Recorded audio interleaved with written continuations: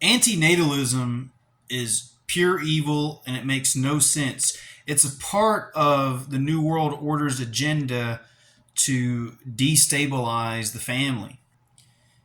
If you're on a dating website, but you also never want to get married and you never want to have children, then why are you on there? Because you simply want to have fun.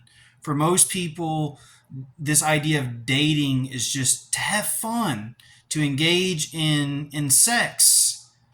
And then once things, get too serious because inevitably someone's going to, fall in love and want something more, then you just move on to the next person, on to the next person. So my question for you people who don't want to have children, what are you working so hard for? Oh, I want to focus on myself. I don't want to get married right now. I don't want to settle down. Well, what are you working hard for if you don't want to have children, if you don't want to have a husband, if you don't want to have a wife? There's only so many handbags you can buy. There's only so many countries that you can travel to before it just gets boring. All of your ancestors struggled.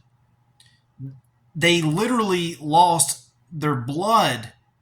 They dripped gallons of sweat, working, traveling, trying to get somewhere better to keep your bloodline, your genetics going, keeping the human race and civilization alive.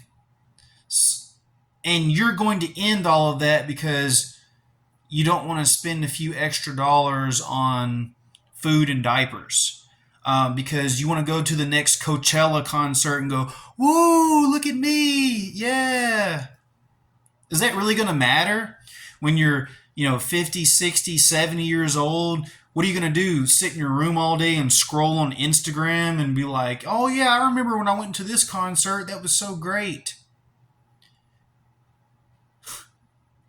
The amount of hedonism that has taken over our society is just, completely laughable. There's supposed to be a circle of life that exists and it's completely ended. It's supposed to be you have children, you take good care of those children, and by having those children, and then plus if you're a man, you have a wife, you're motivated to wake up every morning because you have to. It's a built-in motivator. I want to do better for my family, not so I can go to some concert or I can, travel to some country and take some selfies, but you're working hard for a purpose. But as a single person, unless you're working on trying to cure cancer, your job's probably not that important. You know, if you're just working a job just so you can make money to go have fun, you are a parasite on the human race, on society. So if you're not going to have children, then you need to at least be someone who is, traveling the world as a minister or doctor or saving lives. Your job better be real important. But if you're foregoing having a family just because you want to go party and have some fun, that fun's going to dry up real quick. One day you're going to wake up and you're going to be 45, 50 years old and you're going to be that guy or that girl that's, in the club going, woo, look at me. And everyone's going to secretly be cringing saying, man, like, where's that guy's family at, Or you're going to be 70 years old, and you're going to have some kind of health problem and you're not going to have kids that you help raise that are going to care enough about you to help you out because you wiped their butt whenever they were kids and now they're wiping your butt. But you're not going to have that because there's no circle of life in this modern society.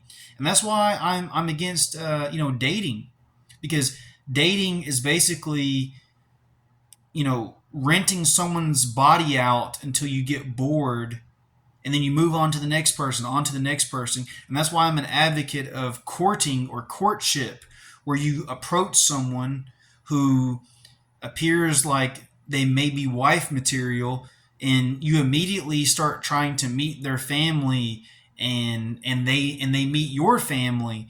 And then after, a couple of months or, whatever, if you feel like it's a good fit, you be a man and you take responsibility and you ask that woman's father to give her away in marriage. And then you're responsible for that. And that's why married men tend to make more money than single men, because you have a built-in motivator. You're not just waking up in the morning saying, "Oh man, I need to, work some extra hours so I can buy that new PlayStation video game." But when you have a wife and kids that are depending on you, now you have a built-in motivator to become the best man possible. And that's why I tell men that choosing a good woman can make or break you. If you choose the right woman, she can motivate you and elevate you to become, you know, a king, to become more successful than you could have ever imagined. But that's why you see a lot of divorced men and older single men who aren't doing so good, and they're not motivated because their identity has been stripped away from them, and they feel useless because in some ways they are. So we have to get rid of this notion that we can just live this hedonistic lifestyle, and that kids are somehow a burden. Antinatalists will say, I don't want to have children because I don't want to bring them into this god awful world, and I want to save them from pain. Well, maybe you are saving them from pain, but you're also keeping them from experiencing a sunset, from receiving love, from experiencing their first kiss, from experiencing the taste of a good meal. You're depriving them of this gift of life also. And who knows, the child that you raise could be a savior, could be the next inventor of cancer, could be a spiritual leader. It depends on how you raise them. If you want to change the world in a guaranteed way, just raise a decent human being. Because if everyone had this mindset, we could literally fix the problems of society in 1 or 2 generations. Because almost every problem that plagues society right now reverts back to the home. That's why kids that grow up in a single parent household, especially a single mother household, they're 7 times more likely to end up in prison. Now I know there's going to be people in the comments that say, oh, well, I was raised by a single mother and I'm doing great. Well, good for you. But still, statistically speaking, kids that come from healthy 2-parent homes have way more advantages in life, and they tend to do way better.